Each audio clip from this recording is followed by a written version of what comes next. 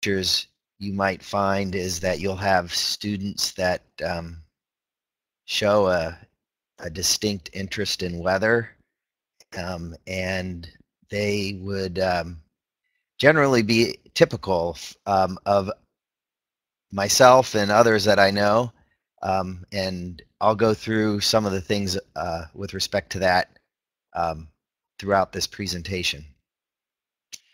And I think that the first thing to let you know is that most meteorologists have a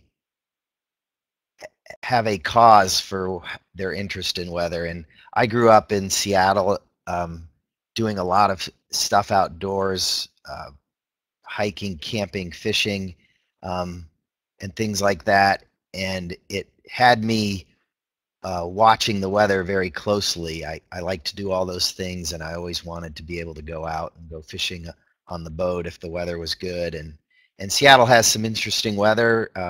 Most people know that it's very wet and cloudy through the winter months and spring, and but they had some big snowstorms when I was little and things like that. So there was plenty of interest to draw me to watching the weather there.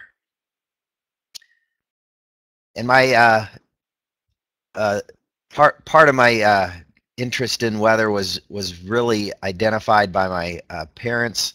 I talked about the weather a lot, wanted to know what the forecast was. So having parents that recognize that and got me to the library to check out books and things like that was important in keeping fueling my desire to learn more about weather. I had some gifts that I had for birthday and Christmas.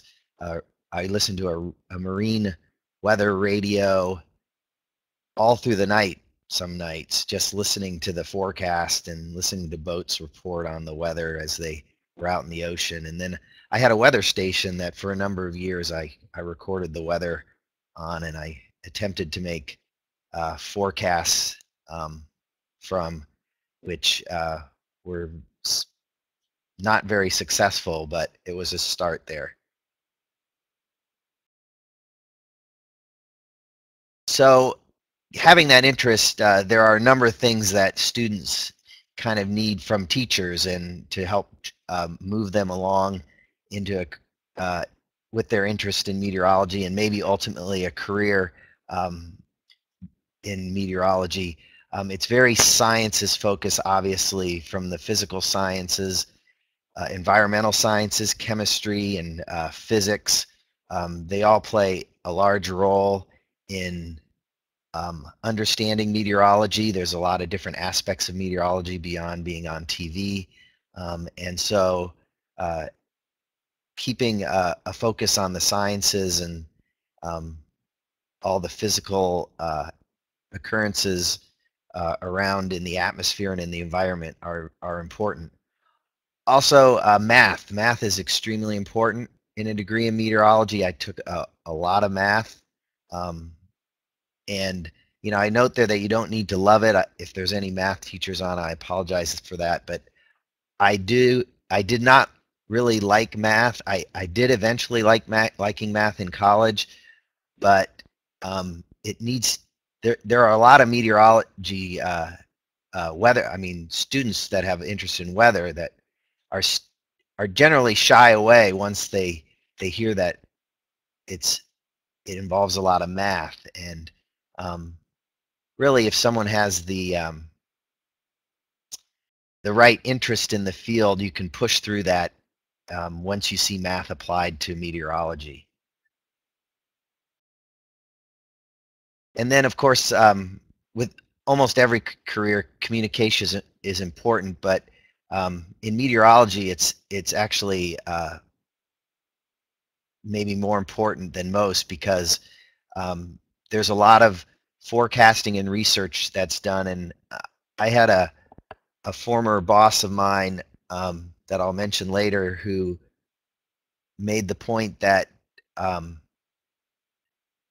even the best forecast is incorrect if you don't communicate it properly. So if you're not being clear and concise with your communication, and answering the questions that someone might need to know about the weather, and not creating more questions, then it's all about the communication of that forecast and research. And a lot of researchers do presentations at the American Meteorological Society meeting, and so writing and communication are very important. And then there's the computers and computer science. More and more, the field has become for, coding and software focused. So a lot of meteorologists are when they're in college getting their degree, they'll focus on the computer sciences, so they can get involved maybe in forecast modeling or application development of displaying weather data, and just in general, if you're on even if you work in TV, you're going to need to be working with various computer systems and things like that. So this is how I ended up ultimately getting my degrees in meteorology. In high school, still having that interest, I got involved with the high school media program. We had a TV and radio shows. We did not do weather, unfortunately, so I did the sports, but it was a way to, at the time, I thought I wanted to be exclusively in TV. But that was a way to kind of get my feet wet in that side of it. And then I went to the University of Maryland, attended, was in their meteorology program there. While I was in school, I interned at the NBC station here in Washington, D.C., and coincidentally, as I mentioned, the person who made that quote was Bob Ryan, who I had wanted to work for since when I was a kid, and I was fortunate enough to have an opportunity to get an internship there, and through school and through graduate school, I interned there, ultimately getting my graduate degree at Maryland. I had an assistantship as well at Maryland, worked doing some research on El Nino and La Nina, and ultimately it was all those things coming together that fueled my interest and my interest in the specific interests in the field itself.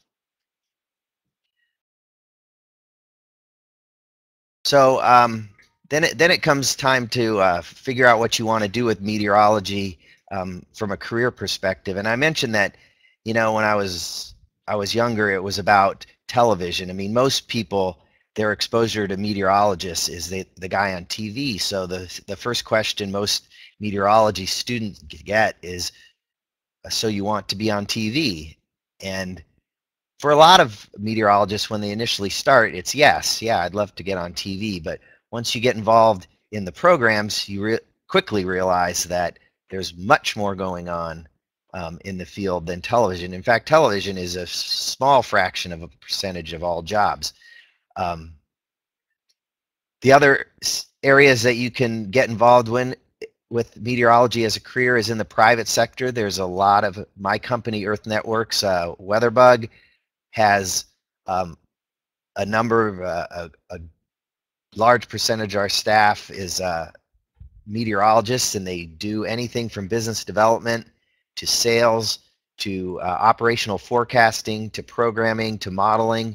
There's companies, obviously we know the Weather Channel, AccuWeather. There's other companies all around the country that do forecasting for energy and utilities. The airlines employ meteorologists as well, doing operational forecasting.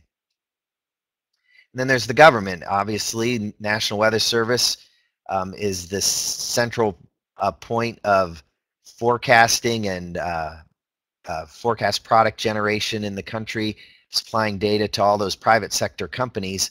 And there's NOAA too, and there's a whole number of jobs you can do in the government as well. The military has the Air Force Weather Agency. They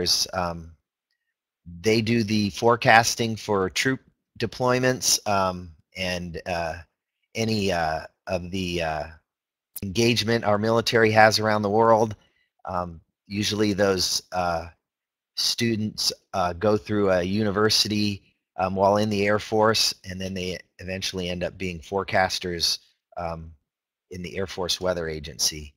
And then, of course, there is academia. You can go into doing research in a whole number of topics, from atmospheric chemistry to climate research to forecast modeling to operational forecasting, and then the teaching that goes along with that.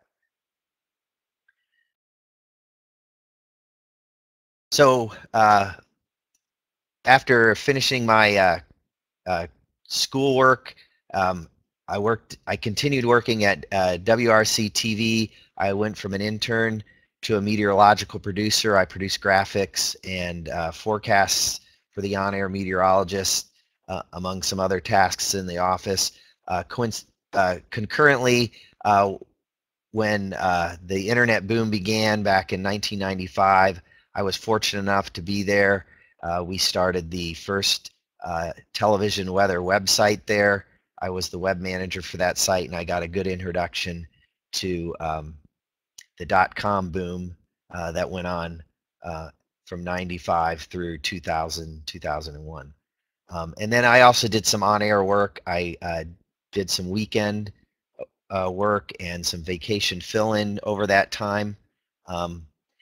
And one of the things I realized after, a good number of years there, is that television ultimately wasn't what I wanted to do for the rest of my life, and so having a relationship with NBC with WeatherBug, I moved over to WeatherBug in 2000, where I've done a number of tasks, which include a technical product manager, was working with developers, developing applications and web products, working to make sure the weather content was accurate and communicated properly in those products. I also was a content manager working on acquiring content and deciding the priorities of displaying content throughout the products for our sales and education groups, and then I about 5 years ago, I started up our 24/7 operations center here, and we began doing custom alerting and forecasting for various clients, and the staff that does forecasting for Major League Baseball and NFL, energy companies, utilities, a whole number of various clients that the staff works on 24 hours a day, 7 days a week, all year round. And then I also am the chief meteorologist at the company, and that, along with all these other tasks, I do some of the defining the meteorological direction of the company. I'm a liaison with the National Weather Service, and other things that would be more of a marketing or a marketing arm of the company, working with other business development aspect of the company.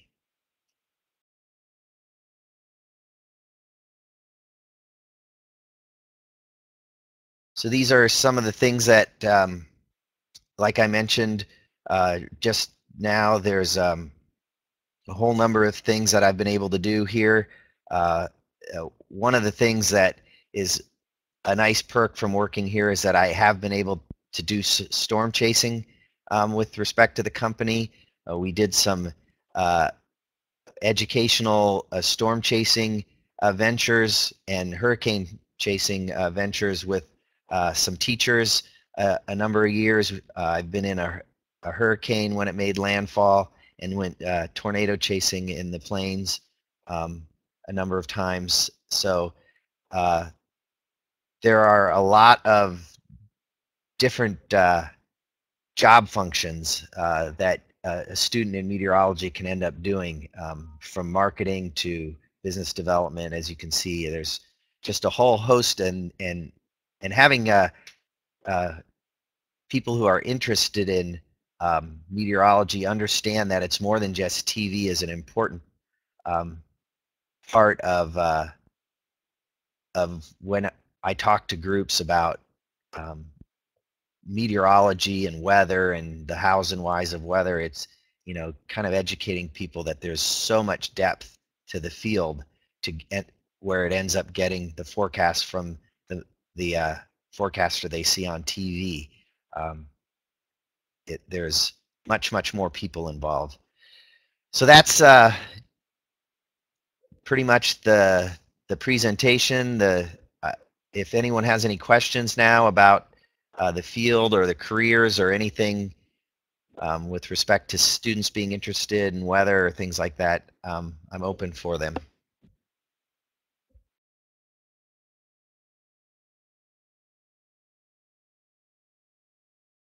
Okay. Guess I'll throw it back to you, Julie.